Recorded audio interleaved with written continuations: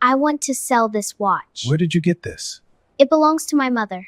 You don't have to sell this today. I do. What if I help your mother first and we figure out the watch later? He was holding his own watch when the little girl walked in trying to sell it. That sentence took 9 years to make sense. This is how it happened.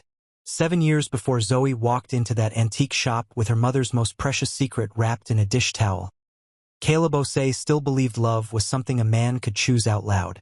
He was 30 then. Son of Richard Osei Sr., founder of Osei Capital Group, real estate, logistics, private equity, and the kind of generational wealth that does not advertise itself because entire rooms already know.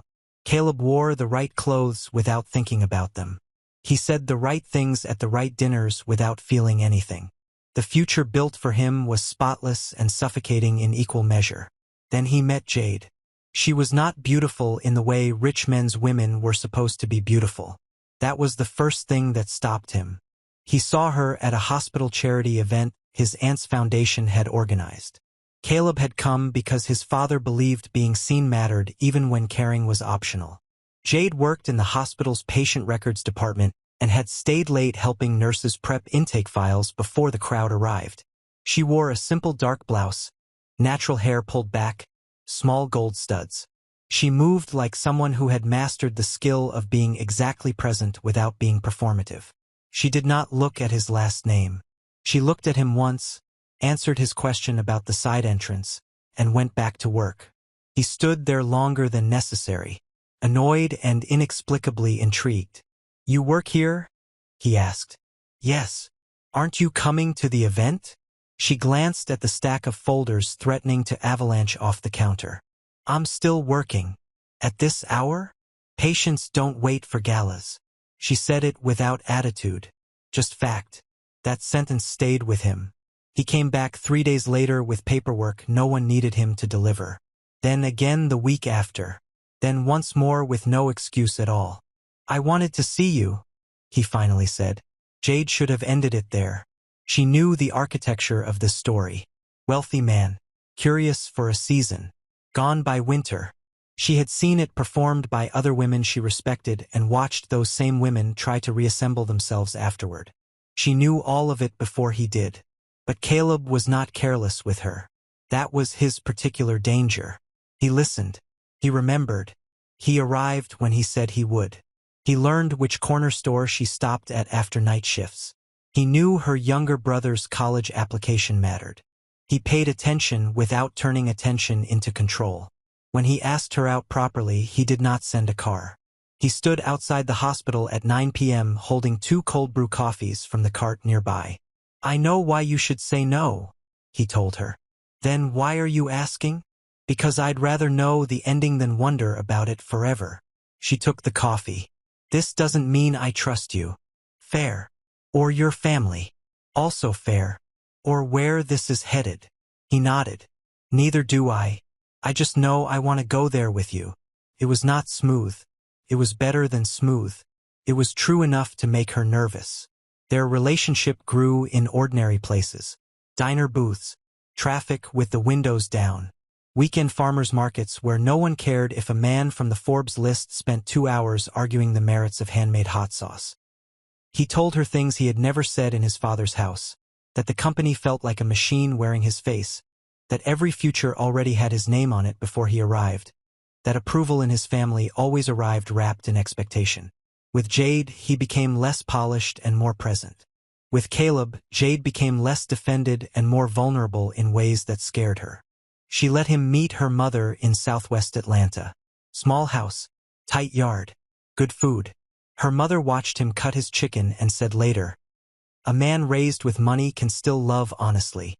The question is what happens when the money starts screaming louder than the love." Jade laughed. Her mother did not. By year 2, Caleb had decided in his chest he would marry her.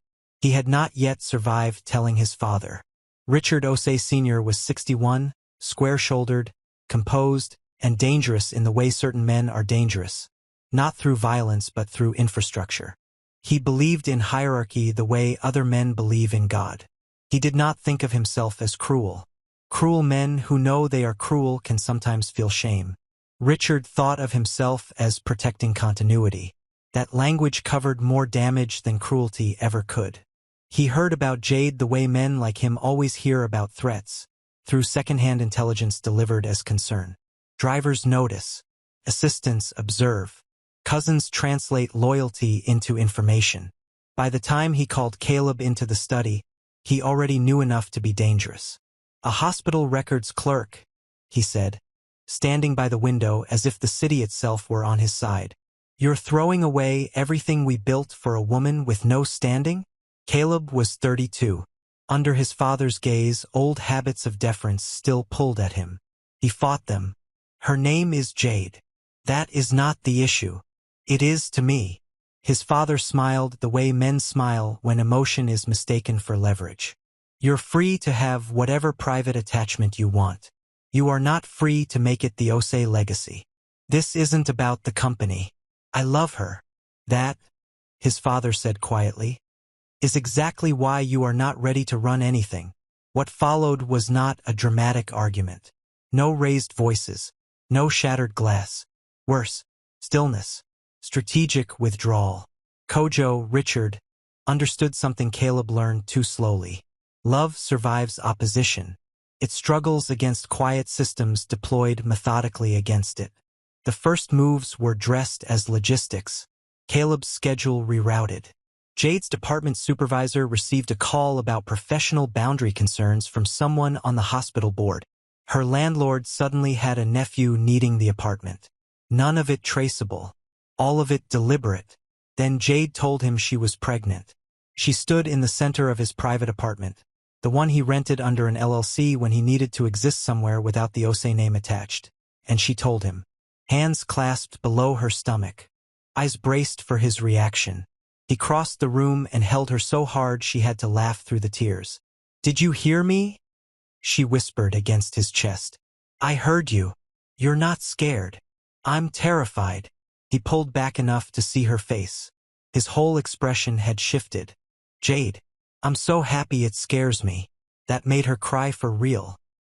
He knelt with his forehead pressed gently against her stomach, barely showing yet, and made a promise he did not fully know how to keep. "I won't let them erase you. I won't let them erase this baby. I swear." He gave her the watch that same night. It had no famous ancestor attached to it. He had found it in a London vintage shop years earlier because it felt like it belonged to a life he had not yet chosen. Silver, heavy, scratched near the hinge. He had engraved the inside himself. "For our time. See, nobody carries pocket watches anymore," Jade said softly, holding it in her palm. "A man who wants to mark the exact second his life became his own does." She smiled through tears. "That's too much. It's not enough." He closed her fingers around it. "Whatever happens, this time is ours." She repeated those words later in the dark after he fell asleep. Like practice, like armor. For several weeks they lived inside something tender and dangerous. Names for the baby. Secret prenatal visits. Small plans. Jade bought a pair of knitted socks from a street vendor and hid them in her tote because taking them out and looking at them too long made the future feel real enough to hurt. Then Richard moved. He did not confront Jade directly. Men who operate through systems do not soil themselves with direct confrontations when machinery is available. Instead, Jade received a call that her grandmother in Savannah had taken a bad fall and was asking for her urgently. The message was vague.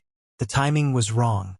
But family obligation is not a switch, especially in women raised the way Jade was raised. Caleb was out of town on company travel. He could not escape without creating questions he was not yet ready to answer. He told her to wait one day. She said it was probably nothing. She said she would go down and come back by evening. That was the last conversation before the lie. The car never reached Savannah. What Caleb was told. There had been an accident on I-16. What actually happened was quieter and uglier. The hired car carrying Jade was intercepted past Macon by men who spoke politely and explained there was a road issue ahead, that they had been sent to reroute her safely. She argued. She asked who sent them. One of them told her, almost apologetically, that some families do not negotiate when legacy is threatened. She tried to open the door while the car was still rolling. That was the accident. The vehicle swerved off the shoulder and rolled into a drainage ditch thick with brush. The driver died. Jade did not. But by the time other drivers stopped and emergency services arrived, she had sustained a head injury severe enough to shatter memory into fragments. She could not say her name. She could not say who to call. She could not connect the silver watch found beside her to any face or voice she could name. Richard's people moved faster than the ambulance report. A funeral was arranged around a different casualty from the same stretch of highway. An identification made through suggestion and managed paperwork. A coffin kept closed for mercy, he was told. A grief delivered so efficiently through family structure and urgency that even an intelligent man can swallow it whole. Caleb buried Jade without seeing her face. He also buried the child he believed had died with her. The months after hollowed him. He worked. He traveled. He responded to emails. He sat in board meetings and said the right things in a voice that sounded like his. People said grief sometimes matures a man. What they meant was that sorrow had made him easier to direct. He never married. He came close twice because proximity to suitable women had been engineered long enough that refusing became conspicuous. Both times, something in him stopped before ceremony. His father called it unresolved sentiment. Caleb called it an unfinished grave. Jade woke in a county hospital in Middle Georgia with no context for her own life. She knew pain first, then voices, then a nurse saying the baby is strong before the light went flat again. She could speak. She could answer questions about the present. What she could not do was access the past. Her name, her family, the silver watch wrapped in gauze beside the bed that made her cry without understanding why. All of it was separated from her by a wall made of broken glass and fog. A hospital intake listed her as Jane Doe until an older woman named Miss Birdie, who ran a second-hand clothing booth outside the county hospital and had seen too many people fall through the cracks to allow another one, recognized that the young pregnant woman had no one coming. She took Jade home to her house in Warner Robins after discharge. Not out of sentiment, out of the stubborn moral instinct of someone who refuses to let the accidentally disposable stay that way. Jade gave birth to a daughter 6 weeks later during a heavy rainstorm. The baby screamed so fiercely that the attending nurse laughed and said, "This child came back from somewhere angry." Jade named her Zoe. The name arrived from nowhere and made her chest ache in a way that felt like memory knocking from the wrong side of a locked door. The watch stayed with her always. She did not know who had given it to her. She only knew that every time Miss Birdie gently suggested selling it during hard months, a panic rose through her so completely that even practical Miss Birdie stopped asking. She kept it wrapped in cloth at the bottom of a storage bin alongside Zoe's birth records, clinic cards, and the fragments of a life slowly built around not knowing. Years moved the way hardship moves when no miracle interrupts it. Jade worked what she could find, sorting inventory at a distribution warehouse, cleaning offices on a second-shift schedule, doing alterations badly at first, then well. She was patient with her coworkers, careful with Zoe, and prone to episodes of blankness when a word or smell or city name made something flicker behind her eyes and disappear before she could hold it. Sometimes she dreamed a man's voice saying this time is ours. She woke crying with no explanation she could name. Zoe grew into the kind of child that poverty makes sharp. By 7, she understood how money changes adult behavior. She knew which days her mother's smile was on loan. She knew which medicines were being rationed because groceries had to come first. She knew the silver watch in the bin mattered more than anything else they owned, though she did not know why. Miss Birdie passed away that year. They kept the room and the neighborhood's goodwill and nothing like safety. Her mother's headaches worsened. The fainting spells increased. The clinic doctor said more tests were necessary. Possibly old injury scarring. Possibly something vascular. The kind of maybe that becomes expensive before it becomes clear. Zoe sat on the waiting bench outside and counted the prescriptions they could not afford to fill. The day she found the watch, her mother was asleep and breathing unevenly after a dizzy spell.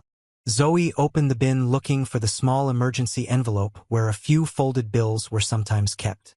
Instead, her fingers found the silver watch. She turned it over, pressed the latch, watched it open. For our time. See, she could not read it fully, but she recognized value. Value has a particular shine. Children raised in shortage learn that faster than any school teaches it. That was how she ended up in Atlanta. Not through fate arranged neatly, through one practical, desperate, child-sized decision after another. She rode with a neighbor heading north before dawn, told no one except the woman at the next unit who assumed she was visiting a relative, and arrived in a city larger than fear with the watch wrapped in a dish towel under her dress. She found the antique shop by chance. Or what looks like chance before stories explain themselves. Caleb had a partial ownership stake in the shop through a heritage retail acquisition one of his companies had absorbed. He did not usually sit there, but that afternoon, a canceled meeting, a restless mind, his father's voice still inhabiting the walls of his office building. He came here instead of going back upstairs. He was 39. Grief had refined him into someone others found steady and women often called kind in the careful tone reserved for men carrying old injuries.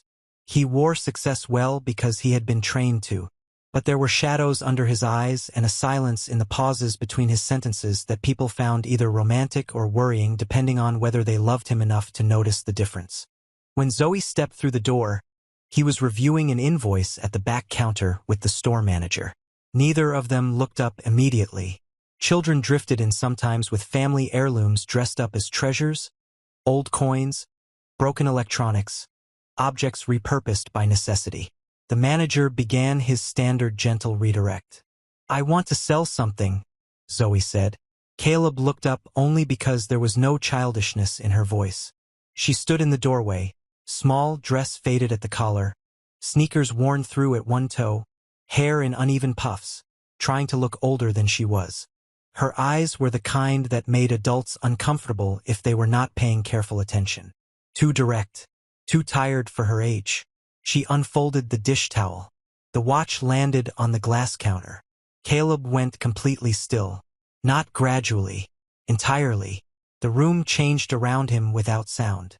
He knew it before he touched it. The scratch near the hinge. The specific weight. The absolute impossibility of this object lying on a shop counter under fluorescent lighting in front of a hungry-looking little girl who could not be more than 7 years old. His hand reached before his thoughts could. When he opened it and saw the engraving, something old and long buried tore through him so fast he almost dropped the watch. "For our time. See." He sat down without planning to. The manager said something. Came from very far away. He looked at the girl. "Where did you get this?" She stepped back. Children read adult intensity faster than adults believe. "It's my mother's." "What is your mother's name?" She hesitated. "Good. Cautious children survive longer." "Jade." The shop disappeared. Not physically. Completely. All 9 years between one sentence and the next folded inward until Caleb felt like a man standing at the edge of his own existence, watching it fracture. He did not ask more questions immediately. The girl was frightened.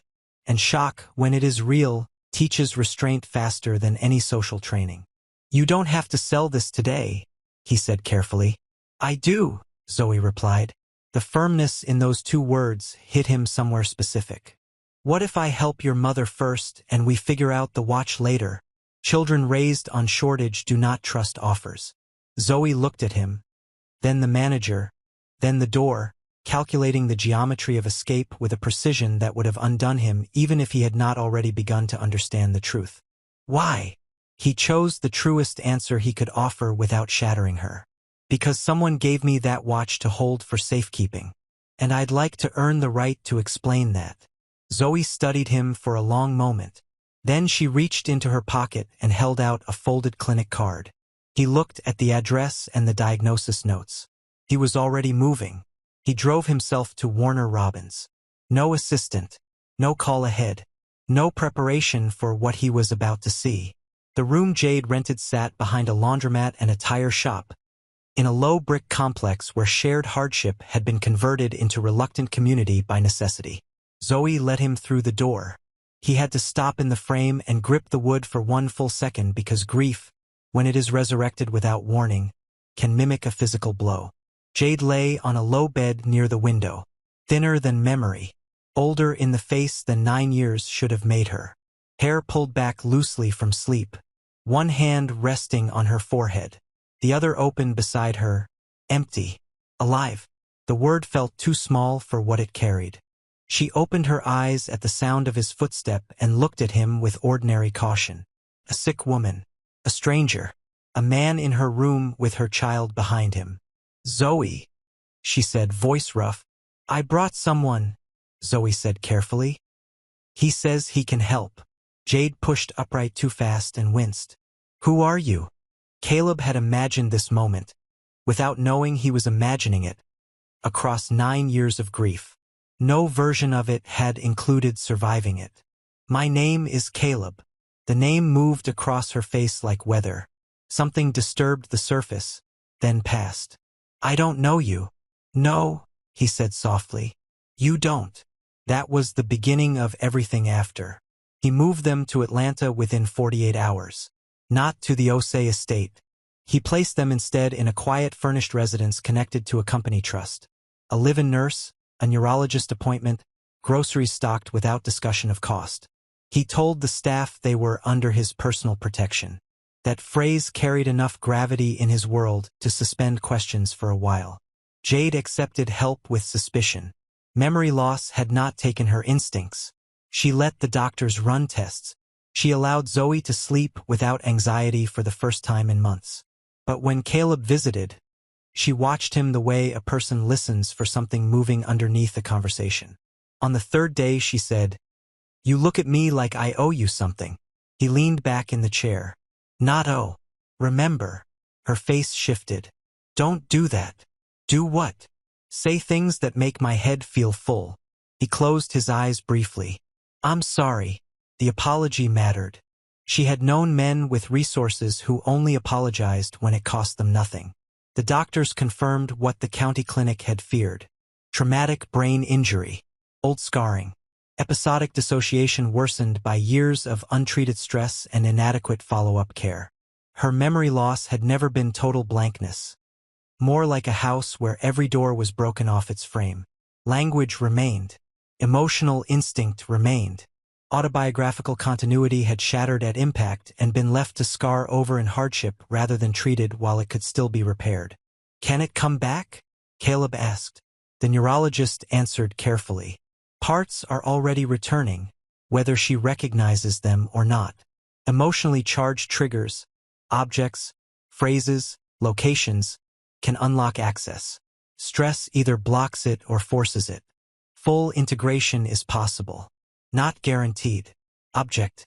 He looked at the watch sitting on the desk and did not rush. He paid bills quietly. He let Zoe set the pace of trust. He brought food he remembered Jade loving 9 years ago and said nothing when she ate it without a flicker of recognition. He answered Zoe's questions honestly when he could and gently when he could not. On the 5th evening, Zoe asked him, while he was tying her sneaker, "Why do you look sad when my mom is sleeping?" He paused. "Because I'm trying to remember something important." Zoe considered that. "Maybe you should sleep more too." He laughed unexpectedly. She looked pleased. That laugh arrived without his permission and it startled him. He had not heard his own joy move that freely in years. He began pulling records behind the scenes. The accident report, the Georgia State Patrol log, the funeral paperwork, the hospital transfer chain, the timeline of calls made from his father's office the week Jade allegedly died. He used resources the way powerful men use them when something other than profit finally matters. Quiet investigators. A retired driver who remembered too much for the severance he had accepted. A former personal assistant whose loyalty had thinned alongside his retirement savings. The picture emerged. Hideous and precise. His father had not just lied. He had engineered the intercepted car, the substituted casualty, the accelerated funeral, the suppression of survivor intake records under a different county filing, the quiet payments, the assumption that grief would complete what force began. The confrontation happened in the same study where every war in that house had ever started. Same shelves, same afternoon light across the same hardwood floor. Caleb placed the copied police reports and witness statements on the desk between them. His father read the top page. Exhaled. Not guilt, irritation. She would have derailed everything. You derailed it. I protected what mattered beyond your temporary feelings. She was carrying my child. His father's eyes sharpened but did not soften. Then I protected more than one future from an error in judgment. That sentence made restraint feel like the hardest physical act of Caleb's life. His knuckles whitened against the desk edge. Do you hear what you're saying? Perfectly clearly. Do you? Richard leaned back. You were not some entry-level associate following instinct into chaos. You were the continuation of something larger than any one relationship. I removed a complication before it became permanent. She was a person. She is a person. She was a woman you loved at the wrong moment in the wrong position. My daughter is 9 years old. Yes, his father replied without temperature. And still alive. You should consider the restraint that represents. Caleb looked at the man who had raised him and understood two things simultaneously. His father loved him in his own way, and that way was monstrous. He left without another word because staying would have required an action he could not reverse. The storm came on a Tuesday evening. Real weather. A heavy late-fall rain that arrived in the afternoon and deepened toward dark until the city looked simultaneously washed clean and scraped raw. Zoe had been restless all day, cooped inside, drawing families and watches and rain on the back of grocery bags.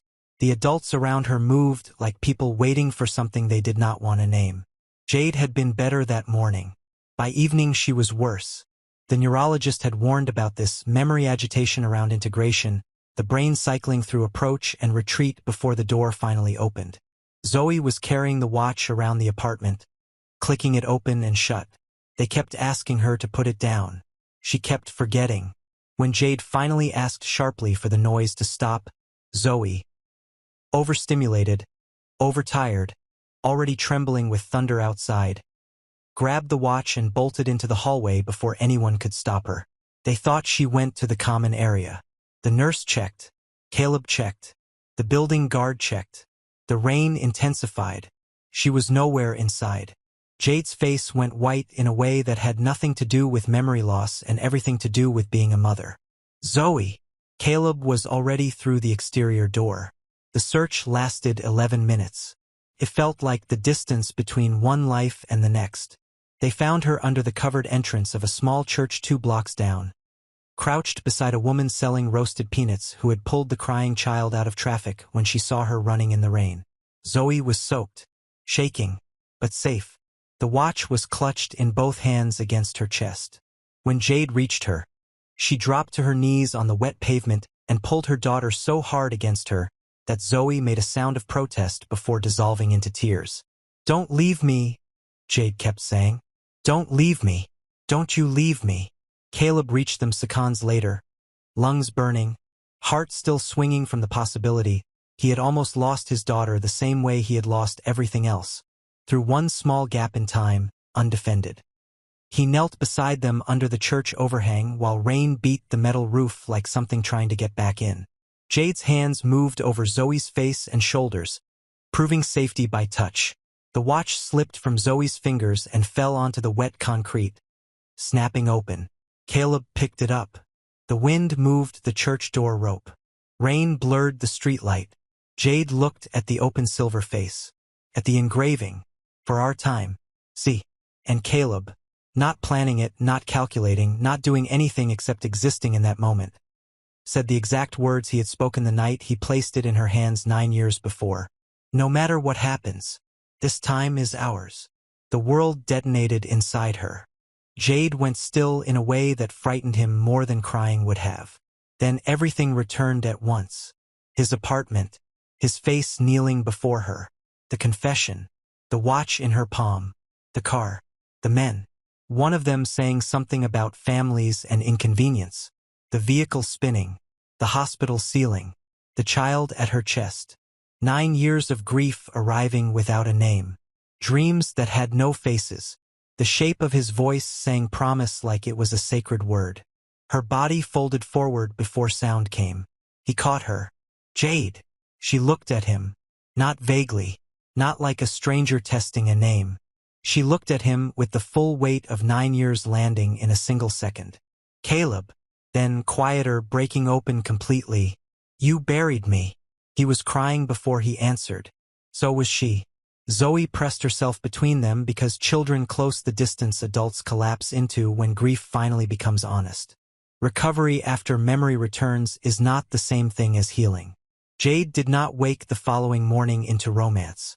She woke with a migraine so severe she could not keep water down, and then cried for an hour while trying to braid Zoe's hair because memory had returned not as clean sequence but as flood. She knew him. She knew the pregnancy. She knew the shape of what his father had done. She also knew every version of herself forced to survive without the context of her own love story.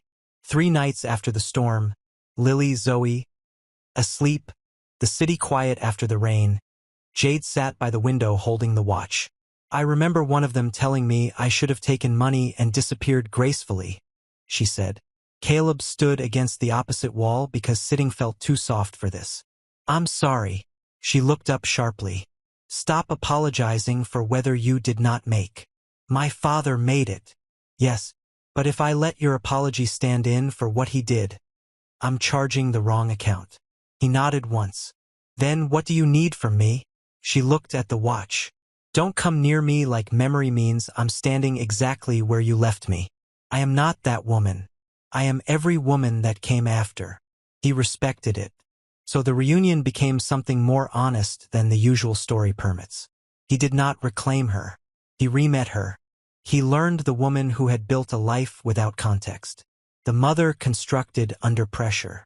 The one who measured resources differently, slept lightly, distrusted ease, and no longer accepted beautiful promises at night value.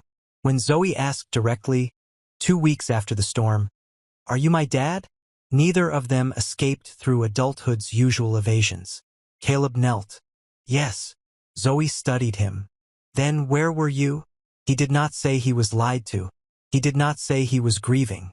He did not say he did not know. He said the hardest honest thing. I was not where I should have been. She studied him further. Are you here now? He nearly broke. Yes. Okay, she said. Then don't go again. He didn't.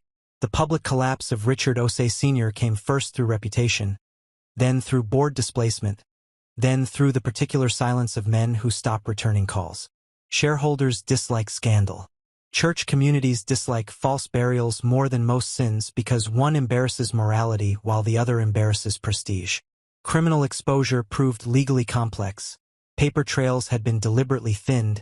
Intermediaries were dead or bought. But civil liability, public disgrace, and the specific loneliness of watching your name become a cautionary story cut through armor that prison might not have reached. Richard stepped down from the chairmanship. He was not invited to the foundation gala. Old associates responded to messages with increasing delay. Caleb visited him once more, not to reconcile, to state terms. Jade decides if she ever sees you.